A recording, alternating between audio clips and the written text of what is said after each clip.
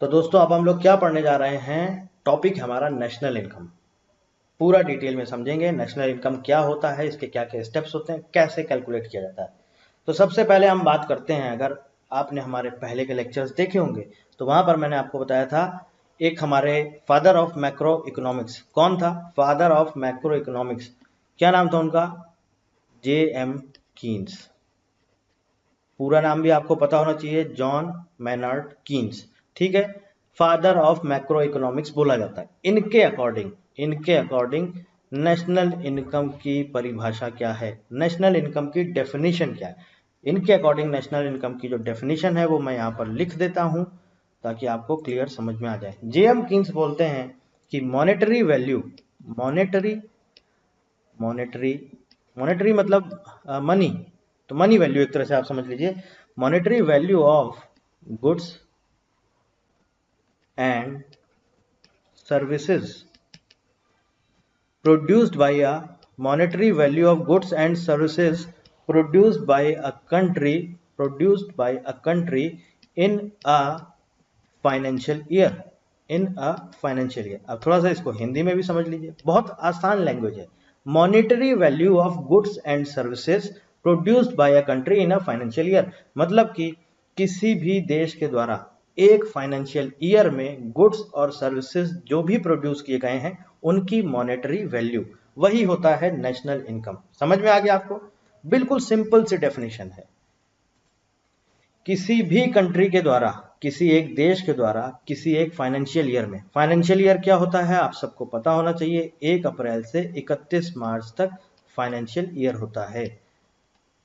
ठीक है, किसी भी एक देश के द्वारा एक फाइनेंशियल ईयर में जो भी गुड्स और सर्विसेज प्रोड्यूस किए जाते हैं उसकी जो मॉनेटरी वैल्यू होती है, उसकी जो मॉनेटरी वैल्यू होती है, या हम बोल सकते हैं इसको मनी वैल्यू, उसकी जो मॉनेटरी वैल्यू होती है उसी को हम क्या बोलते हैं, नेशनल इनकम। ये as per the J.M. Keynes, according to J.M. Keynes, ये उन्होंने डेफिनेशन दी है नेशनल इनकम की। ठीक है, आपको यहां तक समझ में आ गया। अब देखिए हम लोग पहुंचते हैं नेशनल इनकम को आखिर कैलकुलेट कैसे किया जाता है। उसके लिए हमको कुछ 3 चीजें समझनी बहुत जरूरी है, जैसे कि जीडीपी। जीडीपी क्या होता है? Gross domestic product. इसके बाद जीएनपी हम लोग पढ़ेंगे। जीएनपी क्या होता है? Gross national product. उसके बाद हम लोग पढ़ेंगे एनएनपी, यानी कि net national product. GDP gross domestic product, GNP gross national product, NNP net national product. तो हम लोग जीडीपी पढ़ेंगे, जीडीपी के बाद जीएनपी पे चलेंगे, जीएनपी के बाद एनएनपी पे चलेंगे, और जब एनएनपी पे पहुंच जाएंगे वहीं से हमको नेशनल इनकम पता चल जाएगी। ठीक है, तो सबसे पहले समझते हैं दोस्तों जीडीपी क्या होता है। देखिए जीडीपी की अगर हम बात करें तो जीडी का जो फुल फॉर्म है, एब्रीविएशन है, वो क्या है? Gross domestic product. मैं यहां आपके सामने लिख देता हूं जीडीपी का मतलब क्या है। जीडीपी का मतलब है ग्रॉस डोमेस्टिक प्रोडक्ट। अगर आप ध्यान से समझेंगे तो क्या होता है कि जो ये एब्रीविएशन होते हैं, जैसे जीडीपी का एब्रीविएशन है, इसी में ही इनकी डेफिनेशन छिपी होती है। ग्रॉस का मतलब क्या होता है पता होगा आपको? ग्रॉस का मतलब क्या होता है? टोटल। ग्रॉस का मतलब होता है टोटल। डोमेस्टिक मतलब कि किसी पर्टिकुलर रीजन की बात हो रही है। डोमेस्टिक मतलब कि विद इन इंडिया, मतलब या विद इन अ कंट्री, अकेले सिर्फ इंडिया नहीं, विद इन अ कंट्री। तो हम बोल सकते हैं विद इन, अब क्योंकि हम इंडिया की बात करेंगे तो यहां पर हम लेंगे India, within India, India के अंदर। ठीक है, प्रोडक्ट मतलब कि हम यहां पर समझ सकते हैं इसको इनकम से। अब इसको आप ध्यान से समझिए, क्या इसका कहने का मतलब है? कहने का मतलब है total income earn with in India. Total income, total income earn with in India, total income earn with in India. ये क्या होती है? ये होती है जीडीपी। अब देखिए यहां पर एक और चीज आप ध्यान दीजिएगा, टोटल इनकम मतलब कि कुल आय, इंडिया में कमाई गई कुल आय। अब वो कोई भी हो, चाहे वो आपका इंडियन हो, चाहे वो आपका जापानीज हो, चाहे वो आपका ऑस्ट्रेलियन हो, चाहे वो अमेरिकन हो, कोई भी हो जो इंडिया में आके कमा रहा है, वो सब किस में आएगा? वो सब आएगा जीडीपी में।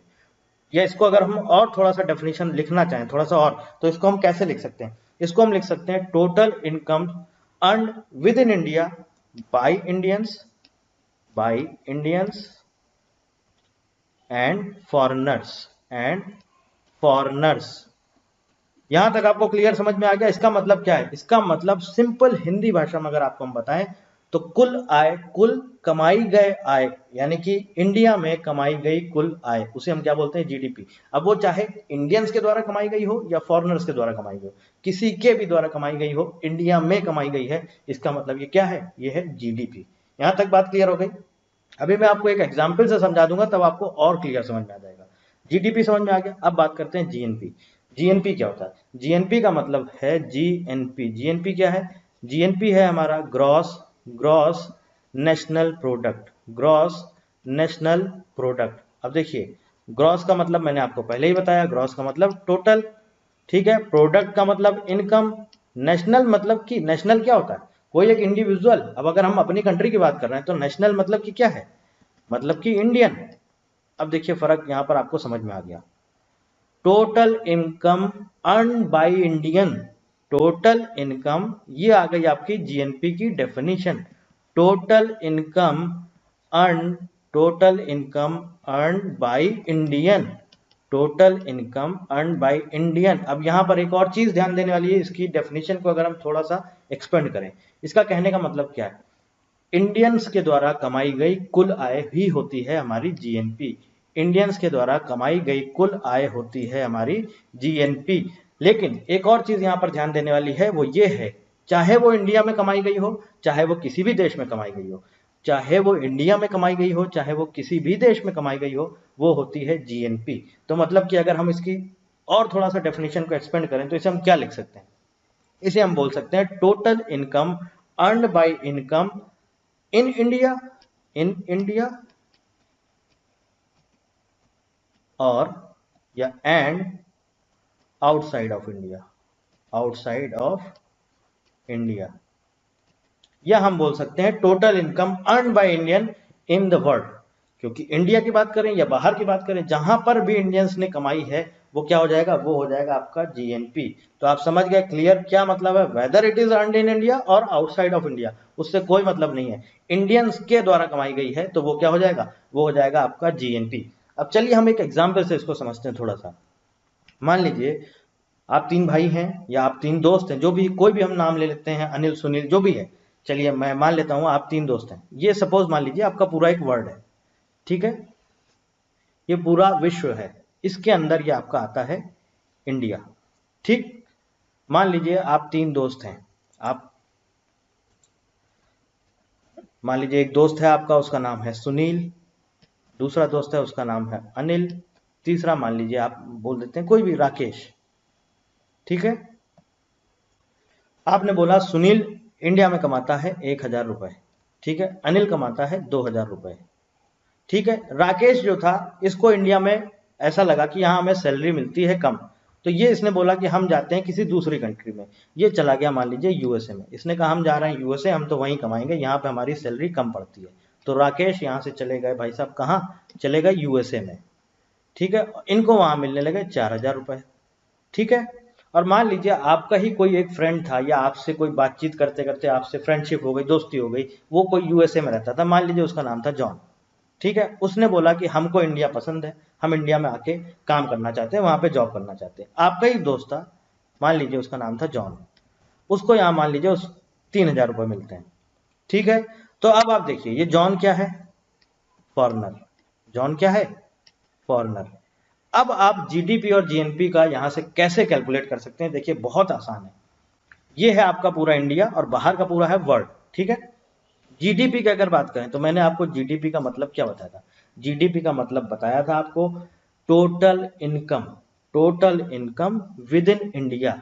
तो अगर इंडिया के अंदर की हम बात करें तो इंडिया के अंदर कौन कौन क्या क्या कमा रहा है, टोटल, फिर से लिख दे रहा हूं मैं, gross domestic product, total income या total earn income within India, within India. अब आप देखिए इंडिया कहां पर है? ये है हमारा इंडिया।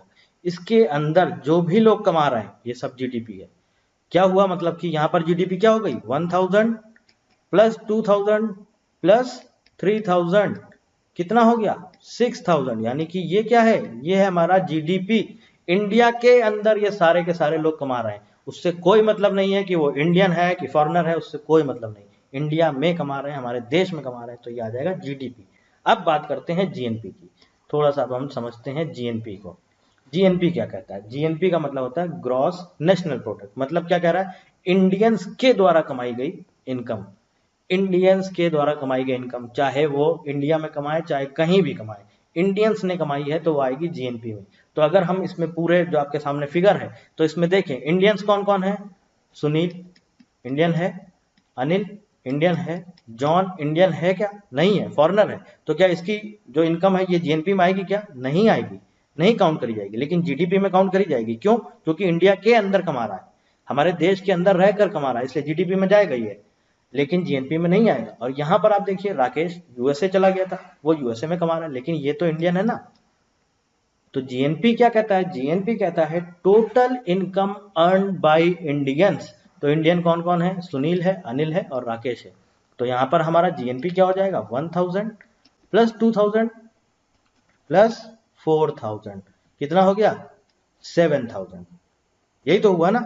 जीएनपी कितना हो गया? 7000। जीडीपी कितना हो गया? 6000। अब अगर इसको हम ध्यान से देखें, जीडीपी से हमको जीएनपी के बीच में एक रिलेशन बनाना है। तो अगर हम रिलेशन बनाना चाहें तो हम रिलेशन कैसे बना सकते हैं? आप इसको ध्यान से समझिए।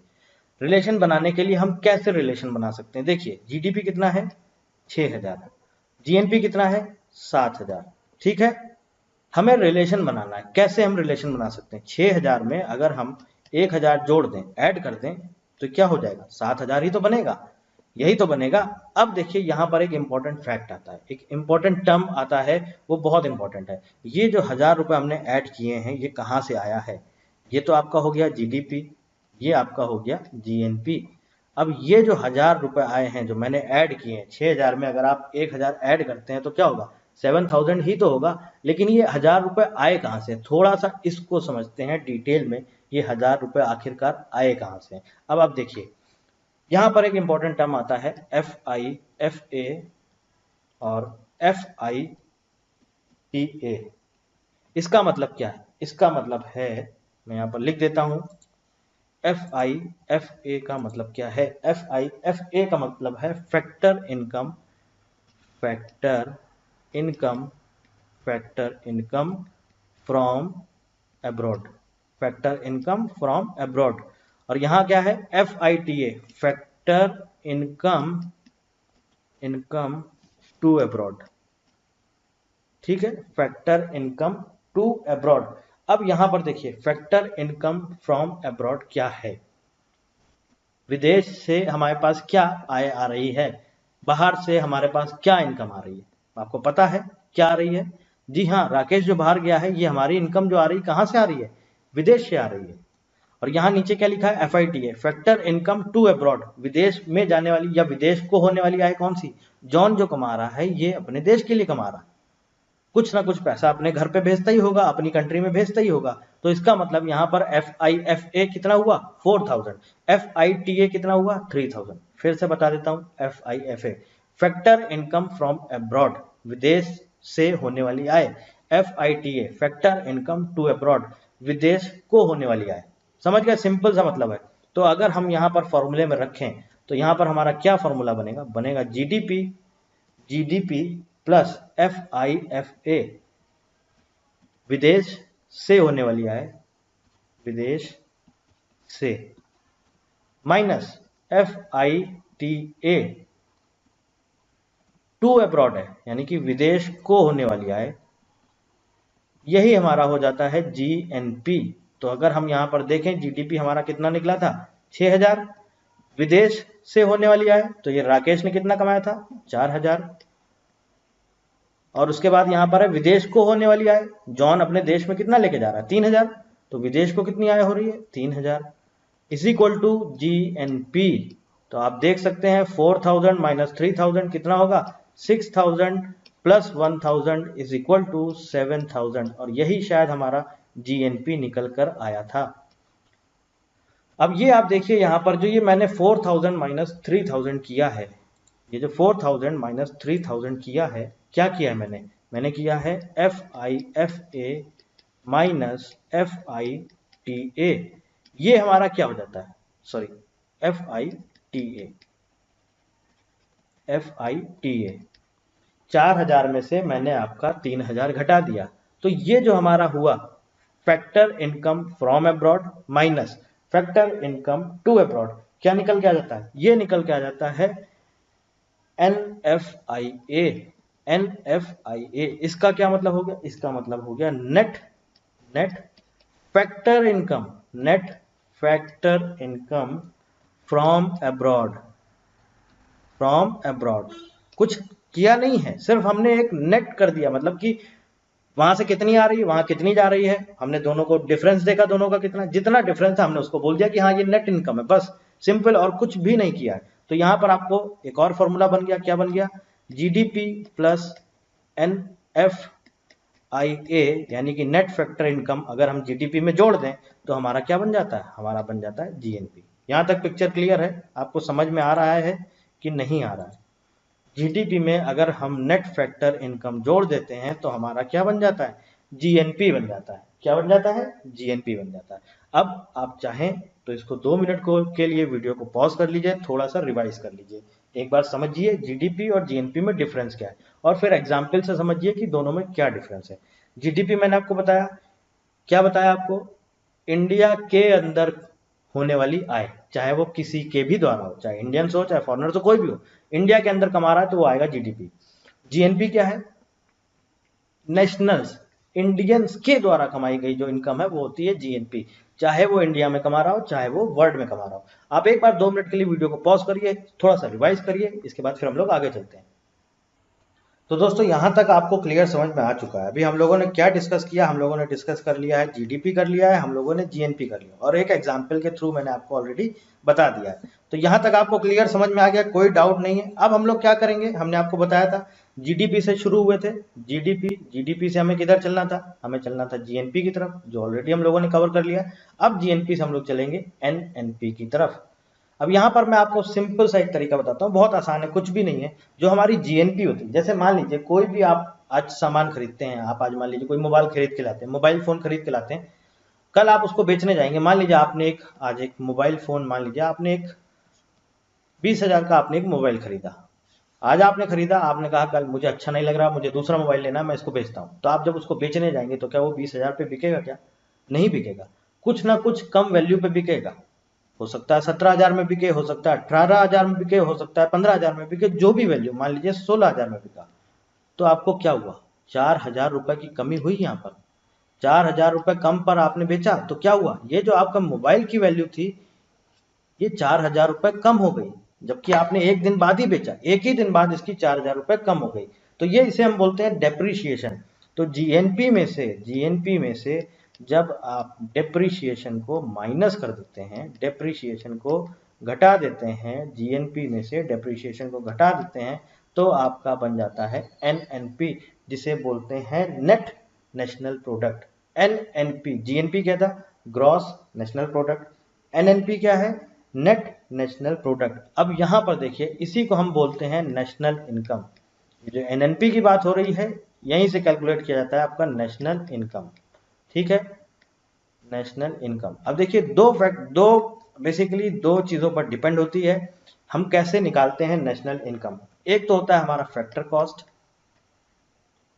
कॉस्ट, और दूसरा होता है हमारा मार्केट प्राइस।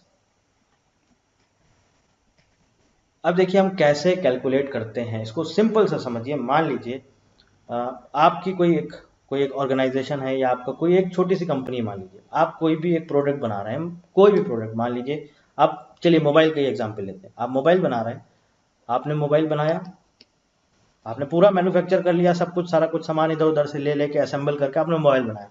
आपको बनने में आपने देखा कि मेरा टोटल इतना खर्चा आया, करीब करीब 9,000 रुपये में मेरा मोबाइल बना, ठीक है। अब आप इसको बेचेंगे तो क्या आप 9,000 रुपये में बेचेंगे?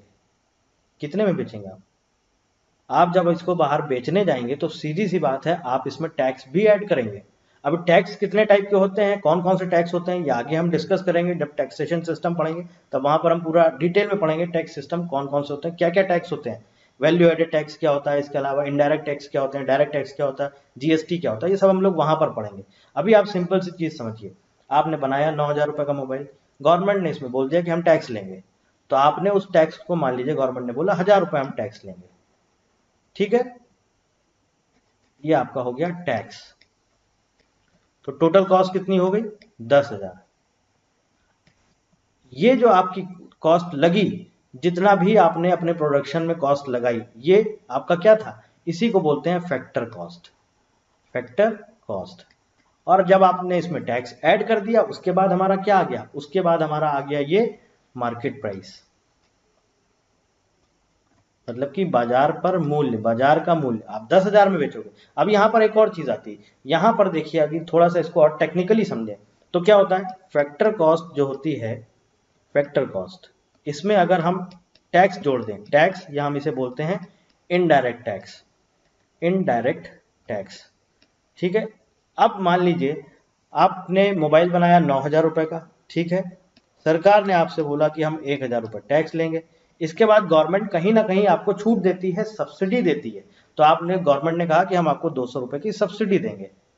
तो यहां पर आपने 200 रुपए जो सब्सिडी है माइनस किया, सब्सिडी।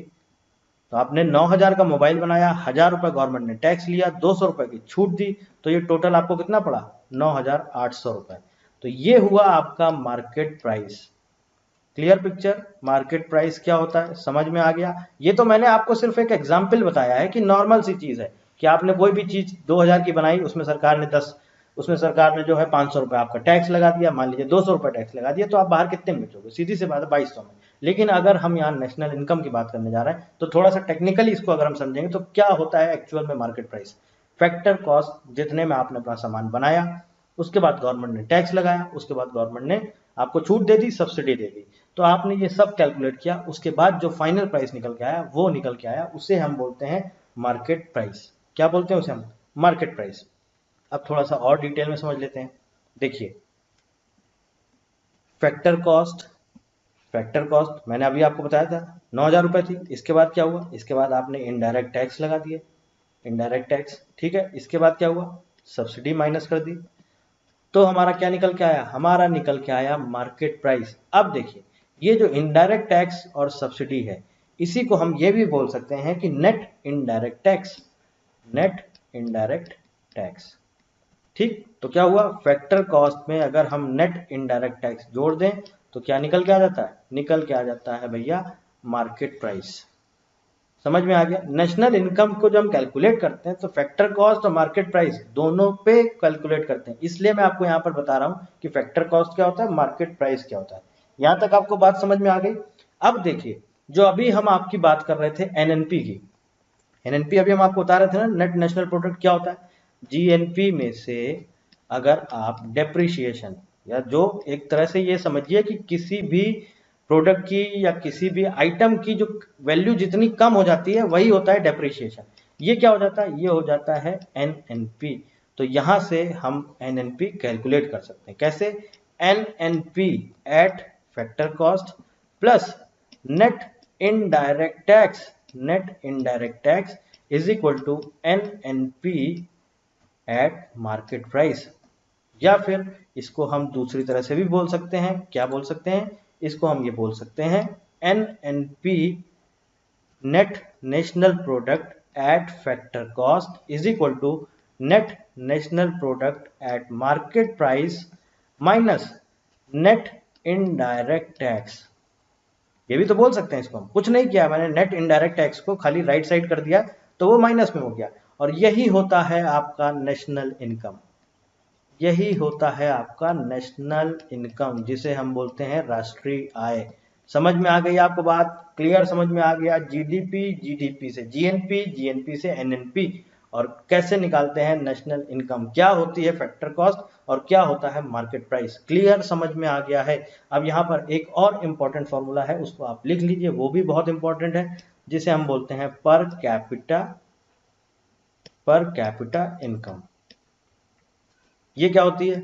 ये होती है national income, national income divided by population,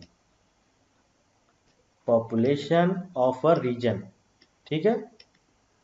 जैसे किसी भी देश की अगर हम कैलकुलेट करेंगे या किसी इंडिविजुअल की भी कैलकुलेट करेंगे, किसी स्टेट की भी कैलकुलेट करेंगे, तो पूरी नेशनल इनकम और डिवाइडेड बाय जो उसका एरिया है, उस एरिया में जितनी पॉपुलेशन है। जैसे मान लीजिए किसी स्टेट की, बिहार की कैलकुलेट कर रहे हैं, तो जो बिहार की कैलकुलेशन पॉपुलेशन है उससे डिवाइड करेंगे। तो समझ में आ गया आपको, क्लियर, सब कुछ समझ में आ गया, क्या क्या बता दिया है नेशनल इनकम में। आई होप आपको एक एक चीज क्लियर हो गई होगी। क्या बताया था नेशनल इनकम, जेएम कीन्स ने एक आपको डेफिनेशन दी, वो भी मैंने आपको बताया। इसके बाद हमने क्या डिस्कशन किया, हमने किया जीडीपी। जीडीपी क्या होता है, एक एग्जाम्पल के थ्रू आपको बताया। फिर हमने आपको बताया जीएनपी, जीएनपी क्या होता है, ये भी आपको एक एग्जाम्पल के थ्रू बताया। तो हम जीडीपी से गए जीएनपी पर, जीएनपी मतलब जीडीपी और जीएनपी के बीच एक रिलेशन बनाया, और उसके बाद जीएनपी से हम पहुंच गए एनएनपी पर। और एनएनपी जो फैक्टर कॉस्ट पर कैलकुलेट किया जाता है वही होता है हमारा नेशनल इनकम। आई होप आपको नेशनल इनकम पूरा एक तरह से क्लियर हो गया होगा। इससे रिलेटेड जो कुछ भी इंपॉर्टेंट क्वेश्चंस हैं वो प्रैक्टिस करिएगा। बहुत ही इंपॉर्टेंट टॉपिक है, most most most important topic. कोई भी एग्जाम उठा लीजिए, रेलवे उठा लीजिए, आपका स्टेट पीएससी का एग्जाम उठा लीजिए, यूपीएससी उठा लीजिए, कोई भी एग्जाम उठा लीजिए, नेशनल इनकम से रिलेटेड जनरल नॉलेज तक का जो आपका सेक्शन होता है, जीके का जो जनरल अवेयरनेस का सेक्शन होता है, आपका एसएससी का पेपर, बैंकिंग का, उसमें तक में आपको ये पूछ लिया जाता है। तो इसलिए मैं बोल रहा हूँ ये most most most important topic है, जरूर इसको पढ़िएगा। ठीक है, यहां तक आप लोग सब कुछ करिए, जितना हो गया, जितना पढ़ा दिया है, फिर हम लोग आगे डिस्कशन करेंगे अगले टॉपिक पर। ठीक है।